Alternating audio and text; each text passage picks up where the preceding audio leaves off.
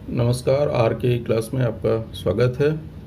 हम लोग पढ़ रहे हैं विज्ञान प्रथम, जिसमें chapter 3 chemical equations and reaction, रासायनिक अभिक्रिया और समीकरण, जिसमें रासायनिक अभिक्रिया हम लोग पढ़ चुके हैं। आज हम लोग पढ़ने वाले हैं रासायनिक समीकरण।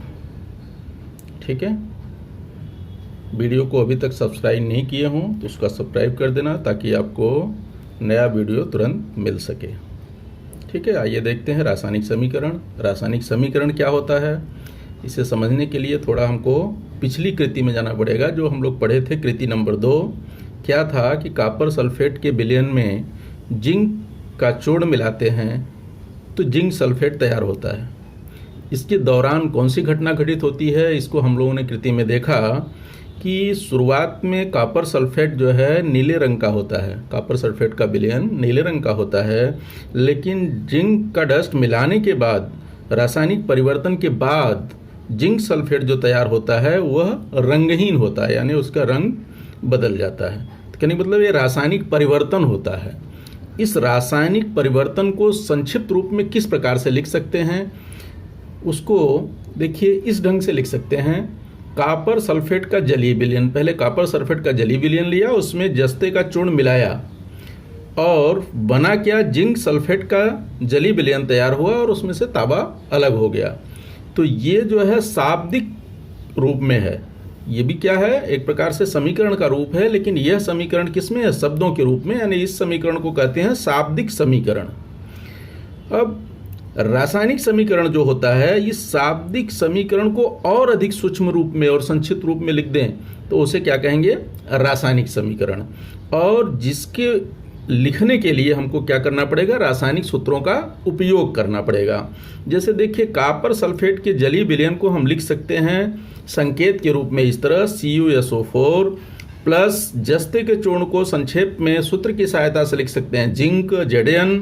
उसी तरह से जिंक सल्फेट के जलीय विलयन को लिखा जा सकता है जिंक सल्फेट, और कॉपर यानी तांबा को लिख सकते हैं Cu कॉपर। यह संकेत रूप में हो गया। तो इस तरह से रासायनिक समीकरण की परिभाषा बन गई कि रासायनिक सूत्रों की सहायता से रासायनिक अभिक्रिया की अभिव्यक्ति को रासायनिक समीकरण कहते हैं। यानी जो रासायनिक सूत्र की सहायता से यदि किसी रासायनिक समीकरण, रासायनिक अभिक्रिया की प्रस्तुति कर दें, उसका प्रस्तुतिकरण करें, तो उसे क्या कहेंगे, रासायनिक समीकरण। ठीक है, अभिव्यक्ति या उसकी प्रस्तुतिकरण को क्या कहेंगे, रासायनिक समीकरण। अब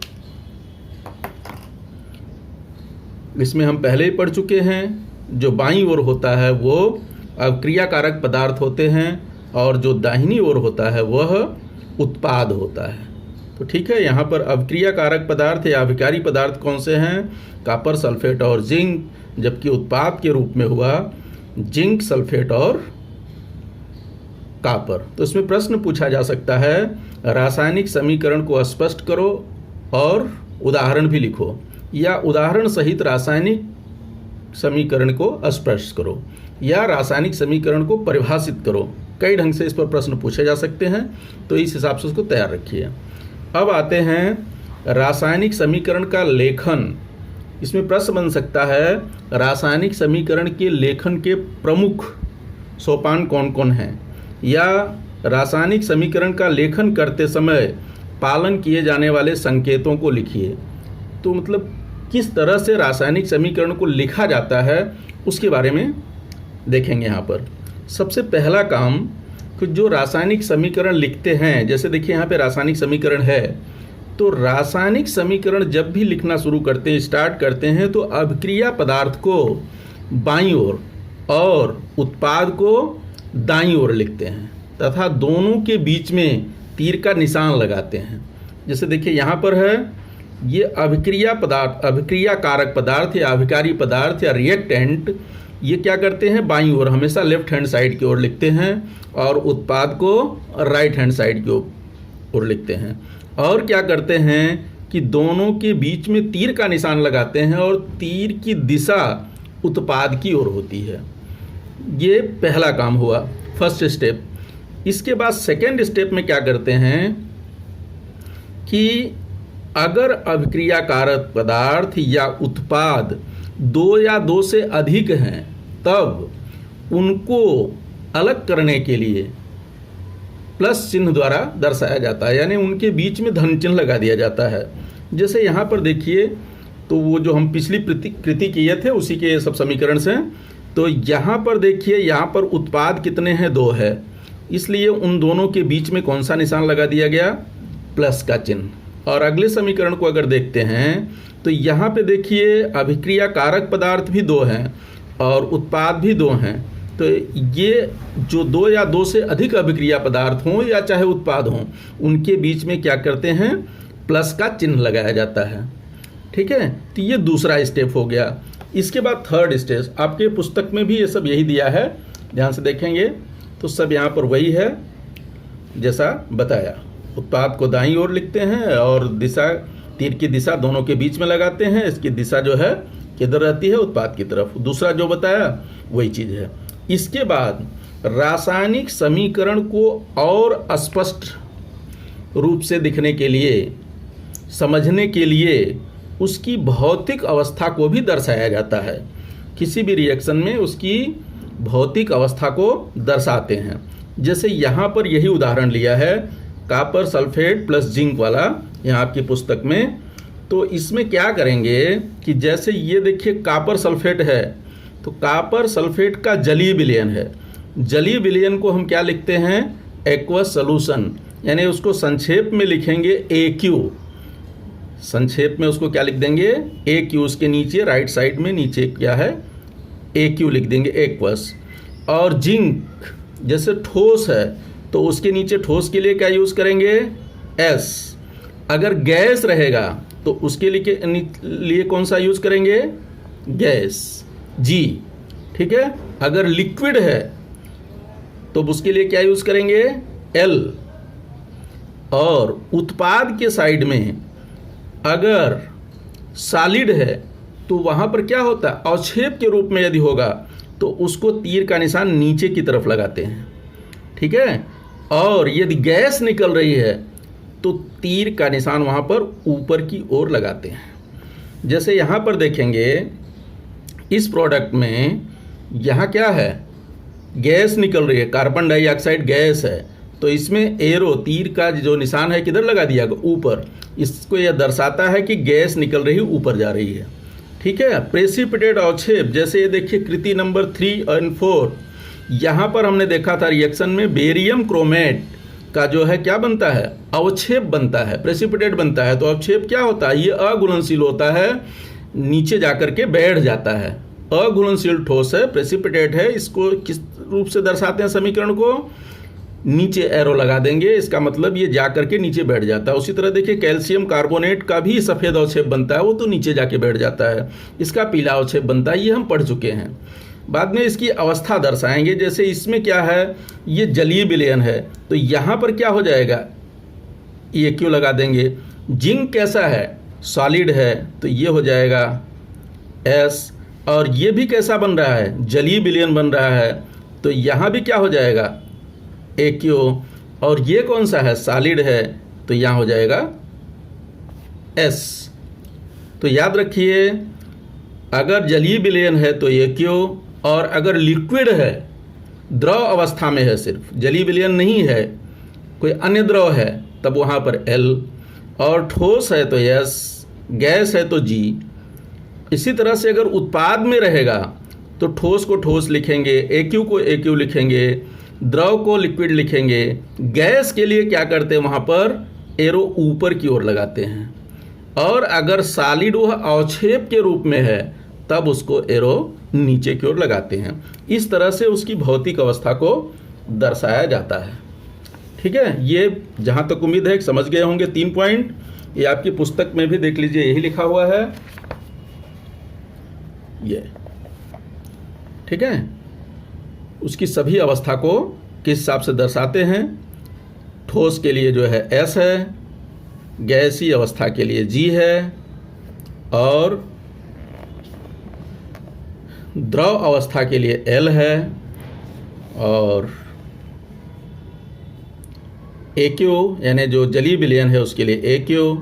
गैस यदि उत्पाद में हो तो ऊपर की तरफ तीर, यदि वो प्रोडक्ट में अवक्षेप बन रहा हो तो नीचे की तरफ तीर। इस तरह से ये समीकरण बन जाएगा CuSO4, यहाँ पे देखिए एक्यू लिखा दिया मतलब एक्वा सोल्यूशन, Zn के आगे S लिखा मीन्स जो है ठोस। इसी तरह से ये जलीय विलयन तैयार होता है जिंक सल्फेट का, तो एक्यू कॉपर ठोस है, ठोस। ठीक है। अगला क्या है कि जब रासायनिक अवक्रिया घटित होने लगती है उस समय यदि ऊष्मा बाहर से दी जाती है तो अवक्रिया की तरफ जो प्रोडक्ट अभिकारक और प्रोडक्ट बीच में जो तीर लगाया जाता है, तीर के ऊपर उसका संकेत लिखते हैं। जैसे यहाँ पर देखिए हीट का संकेत है, तो यहाँ पर इसको गर्म किया जा रहा है, बाहर से ऊष्मा दी जा रही है, तो यहाँ पर इसको क्या करेंगे, दर्शा देंगे। ठीक है, ये उदाहरण है। जब रासायनिक अवक्रिया घटित होने के लिए बाहर से ऊष्मा दी जाती है तब अवक्रिया दर्शक तीर पर कौन सा निशान बनाया जाता है, ये डेल्टा का, जिसको हीट का निशान है, या ऊष्मा लिख भी सकते हैं प्लस ऊष्मा। ठीक है, तो इस तरह से इसको दर्शाया जाता है। ये हमारा 4th स्टेप हो गया, 4 पॉइंट हो गया। अगले पॉइंट में हम क्या करते हैं, यदि प्रक्रिया के दौरान ऊष्मा उन्मोचित हो रही है, ऊष्मा निकल रही है, तब हम क्या करते हैं, उस ऊष्मा को आगे लिख देते हैं समीकरण के। जैसे ये देखिए इस रिएक्शन में, वहाँ पर जब हम कृति कर रहे थे तो देखे थे इसमें तापमान बढ़ता है, तापमान बढ़ता है, इसका मतलब ऊष्मा क्या होती है, उत्सर्जित होती, निकलती है, तो उसको आगे जो है लिखना पड़ता है। समीकरण को जब पूर्ण रूप से लिखेंगे तो यहाँ पर उसको दर्शाएंगे। जैसे देखिए यहाँ पे पूरा समीकरण लिखने के बाद यहाँ प्लस उष्णता या ऊष्मा लिखें। कहने का मतलब इस अभिक्रिया में जो है ऊष्मा निकल रही है, अर्थात ये कौन सी अभिक्रिया हो गई, ऊष्मा उन्मोची अभिक्रिया। ठीक है, ये 4 स्टेप हो गया। पहला स्टेप आपको याद हो गया होगा, अभिकारी पदार्थ और उत्पाद दोनों के बीच में तीर का निशान लगाते हैं। तीर जो है क्या निशान, उत्पाद की ओर होता है। अवक्रिया कारक जो है बाईं तरफ रहता है जबकि उत्पाद दाहिनी तरफ रहता है। और 2 या 2 से अधिक अभिकारी पदार्थों या उत्पादों के बीच में धन चिन्ह लगाया जाता है। ये 2nd स्टेप था। 3rd स्टेप में उसकी भौतिक अवस्था को दर्शा देंगे, जो भी उसकी भौतिक अवस्था होगी। 4th स्टेप में क्या है कि अगर उसको ऊष्मा दी जा रही है तो जो अवक्रिया का तीर है, तीर का निशान है, उसके ऊपर जो है उसका संकेत बना देंगे। साथ ही साथ यदि उसमें से ऊष्मा उन्मोचित हो रही है तब उसको राइट साइड में आगे प्लस करके दिखा देंगे। ठीक है, अब इसके अलावा नेक्स्ट पॉइंट और है कि रासायनिक अवक्रिया के घटित होते समय यदि वहाँ पर विशिष्ट तापमान, कुछ अवक्रियाएं ऐसी होती हैं जो निश्चित तापमान पर ही घटती हैं, उससे कम तापमान होगा तो अवक्रिया संपन्न नहीं होगी, तो निश्चित तापमान होता है। और कुछ अवक्रियाएं ऐसा होती हैं जो विशिष्ट दाब पर होती हैं, उनको पर्टिकुलर उतना जो है प्रेशर दिया जाएगा तो ही अवक्रिया घटित होगी, अन्यथा नहीं होंगी। साथ ही साथ उत्प्रेरक, कुछ अवक्रियाएं ऐसी होती हैं जो ताप दाब पर भी वो अवक्रिया घटित नहीं होती, लेकिन अगर उसमें उत्प्रेरक मिला दिया जाए तो अवक्रिया आसानी से घटित होती है। अब यहाँ एक शब्द नया आ गया, तापमान और दाब तो आप जानते हैं। उत्प्रेरक, उत्प्रेरक क्या होता है कि वह पदार्थ जिसको मिलाने पर अवक्रिया की गति बढ़ जाती है, अवक्रिया की गति को क्या होता है, बढ़ा देता है, और यह रासायनिक अवक्रिया में भाग नहीं लेता। ठीक है, उत्प्रेरक ऐसा पदार्थ है जो रासायनिक अवक्रिया की दर को क्या करता है, गति को बढ़ा देता है, परंतु रासायनिक अवक्रिया में भाग नहीं लेता। ऐसे पदार्थ को उत्प्रेरक कहते हैं। जैसे इसका उदाहरण उत्प्रेरक का कोई ले सकते हो, जैसे कोई खेल हो रहा है, खिलाड़ी खेल रहे हैं, चाहे वो क्रिकेट मैच हो या कबड्डी मैच हो या फिर कुश्ती का ही हो, कोई भी खेल हो, तो जो बाहर दर्शक दीर्घा में लोग बैठे रहते हैं वो देखते हैं कि शाबाशी देते रहते हैं। जब उनको शाबाशी मिलती रहती है तो उनका जो है खेलने का थोड़ा सा और बढ़ जाता है, उनको पुनर्बलन प्राप्त होता है और वो अच्छी तरह खेलते हैं, यानी उनका जो उत्साह है बढ़ जाता है। तो वही चीज़ यहाँ पर होता है, उत्प्रेरक जब मिला देते हैं तो रासायनिक अवक्रिया की दर को बढ़ा देता है। जैसे यहाँ पे एग्जाम्पल है कि वनस्पति तेल को 60 डिग्री तापमान पर गर्म करने पर अब 60 डिग्री वनस्पति तेल जो है उसको 60 डिग्री तक गर्म करेंगे और निकिल उत्प्रेरक की उपस्थिति में हाइड्रोजन गैस के साथ अपक्रिया करने पर वनस्पति घी तैयार होता है। यानी वनस्पति घी बनाने के लिए वनस्पति तेल को 60 डिग्री सेंटीग्रेड तक तापमान गर्म करने पर उसमें उत्प्रेरक मिलाते हैं तो हाइड्रोजन के साथ अपक्रिया करके घी बनता है। उसके समीकरण को इस प्रकार लिखेंगे। अभी देखिए, जैसे यहाँ पर लिया क्या है, वनस्पति तेल किसकी अपक्रिया किसके साथ हो रही है? हाइड्रोजन गैस के साथ। तो वनस्पति तेल किस में होता है? लिक्विड में, तो वहाँ पे एल लगा दिया। हाइड्रोजन किस में है? गैस के रूप में है। अगर यही प्रोडक्ट के रूप में होता तो हम तीर ऊपर के निशान ऊपर लगाते, लेकिन ये अभिकारी पदार्थ के रूप में है तो इसके लिए जी लिखा यहाँ पर। इसके बाद ये जो तीर है, तीर के ऊपर क्या क्या कर रहे हैं वो दिखाएंगे। जैसे इसमें क्या दर्शाना है, हमको विशिष्ट दाब दिखाना है, विशिष्ट तापमान दिखाना है, उत्प्रेरक दिखाना है, वो इस अपक्रिया के ऊपर तीर की अपक्रिया दर्शक तीर के ऊपर या नीचे लिख सकते हैं। जैसे टेम्परेचर दिया, वो कह रहा है ये अपक्रिया कितने पर करनी है? 60 डिग्री सेंटीग्रेड। तो पर्टिकुलर है, विशेष है। खाली गर्म करना होता तो उसको डेल्टा लिख देते, यानी कितना गर्म करना है एग्जैक्टली नहीं मालूम है। लेकिन यहाँ पर विशिष्ट तापमान मालूम है, 60 डिग्री पर ही करना है उसको, तो 60 डिग्री टेम्परेचर उसको दिया। और उसमें उत्प्रेरक कैटलिस्ट क्या मिलाया जो है? निकेल। तो फिर प्रोडक्ट जो बन गया वो वनस्पति घी बना। वनस्पति घी किस रूप में है? ठोस के रूप में, सॉलिड है, इसलिए उसको एस लिखा गया। ठीक है। इसी तरह से कुछ अपक्रिया कारक उत्पाद के विषय में विशेष जानकारी उसके नाम व सूत्रों के नीचे लिखते हैं। जैसे उदाहरण के तौर पर देखिए, तांबे और सांद्र नाइट्रिक अम्ल के साथ अपक्रिया करने पर विषैली नाइट्रोजन डाइऑक्साइड गैस तैयार होती है। अभी यहाँ पर देखिए 2 रिएक्शन दिया है। एक जो है ये सांद्र HNO3 के साथ में, दूसरा तनु HNO3। दोनों रिएक्शन सेम है लेकिन बनने वाले प्रोडक्ट अलग हो जा रहे हैं। यहाँ पर नाइट्रोजन ऑक्साइड निकल रही है, जबकि यहाँ पर क्या हो रहा है? नाइट्रिक ऑक्साइड निकल रही है। क्यों? यहाँ पर जो अभिकारी पदार्थ है उसका एक जो है चेंज किया जा रहा है। ये है कंसंट्रेटेड, यानी सांद्र, बहुत गाढ़ा है, प्योर है कहने का मतलब। और दूसरे में क्या है कि उसको तनु मतलब पतला, डाइल्यूट। अगर इसमें थोड़ा पानी मिला देंगे तो वो डाइल्यूट हो जाता है, तो ये डाइल्यूट है। ये कंसंट्रेटेड है, सांद्र है, तो उसके नीचे लिख दिया एक्वस सोल्यूशन है। किसका? नाइट्रिक अम्ल का एक्वस सोल्यूशन है। पूरा रिएक्शन तो जान रहे हैं सब, ये सॉलिड है, ये एक्वस सोल्यूशन है, और ये जो है एक्वस है, फिर ये गैस है, ये पानी है तो लिक्विड हो गया। तो इसका एक और खासियत है, ये कैसा है सोल्यूशन? कंसंट्रेटेड है, मतलब बहुत गाढ़ा है, तो इसलिए उसकी और जानकारी देना है तो इधर सांद्र लिख दिया। इसमें थोड़ा पानी मिला देंगे, पानी मिलाने के बाद पतला करेंगे, तब ये क्या हो गया? तनु हो गया। तो ये हो गया तनु HNO3 यानी नाइट्रिक एसिड। इसी तरह से ये अपक्रिया संपन्न हो रही है। यानी अभिक्रिया को, रासायनिक समीकरण को लिखते समय ये जो 5-6 स्टेप्स बताए गए वो सभी स्टेप्स आपको लिखने हैं और इस तरह से अपना नोट्स तैयार कर सकते हैं डिटेल में। पहला क्या करना है, दूसरा पॉइंट क्या है, तीसरा क्या है, चौथा क्या है, पांचवा, जो डिटेल में हमने अभी बताया। मुझे आशा है कि अच्छी तरह समझ गए होंगे। इस तरह से अपना नोट बना करके लिख सकते हैं यदि पूछा गया तो। ठीक है। अब आते हैं नेक्स्ट। एक कृति है, हालांकि ये इस वर्ष के लिए यानी 2021 के लिए रिड्यूस कर दिया गया, सिलेबस में नहीं है, लेकिन फिर भी थोड़ी जानकारी इसकी रख लेते हैं। तो वो कृति करके देखने को कह रहा है कि उपकरण लेना है, परख नली, संघपात, तराजू इत्यादि, रासायनिक पदार्थ उसमें लेना है, सोडियम क्लोराइड, सिल्वर नाइट्रेट, और इन दोनों का विलयन लेना है। क्या कह रहा है? संघ पात्र में सोडियम क्लोराइड का विलयन लीजिए और परख नली में सिल्वर नाइट्रेट का विलयन लीजिए। कहने का मतलब एक संघ पात्र है, जैसे यहाँ पे देखेंगे तो नीचे दिया है एक शंक्वाकार पात्र है, दूसरा जो है एक परख नली है। तो शंक्वाकार पात्र में क्या लेने को कह रहा है कि जो है सोडियम क्लोराइड ले लेंगे और परख नली में सिल्वर नाइट्रेट का विलयन ले लेंगे। फिर क्या कर रहा है? परख नली में धागा बांधकर सावधानी पूर्वक शंकु पात्र में लटकाएं, रबर का कार्क लगाकर शंकु पात्र को वायुरुद्ध करें। अब जैसा उसने कहा है उसमें ले करके इसको रबर से, धागे से जो है ले करके इसको धागा बांधकर इसको इसके अंदर डाल दें, जिस कंडीशन में ये है, खड़े मिलने न पाए दोनों। ठीक है। ये नीचे जो है वो कौन सा है? सोडियम क्लोराइड का विलयन है। इसमें कौन सा है?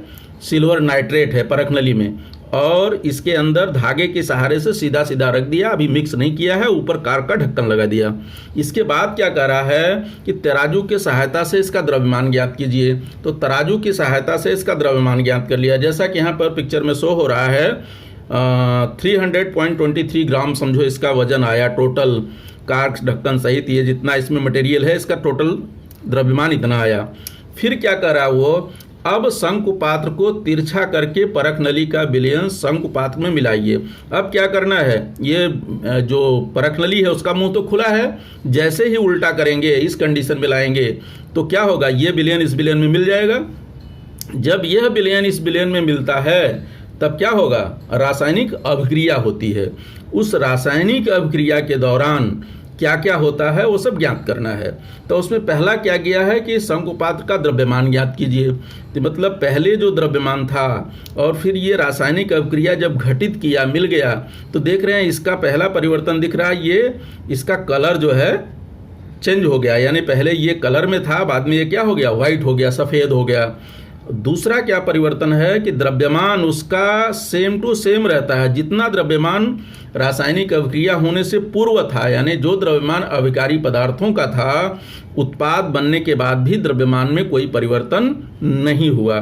इसका मतलब हमें एक जानकारी मिली कि यहाँ कह रहा है कौन कौन सा परिवर्तन दिखाई दे रहा है। तो इसमें हमको ये परिवर्तन दिखाई दिया कि द्रव्यमान में कोई परिवर्तन नहीं होता। दूसरा ये कह रहा है कि क्या कोई अघुलनशील पदार्थ निर्मित हुआ।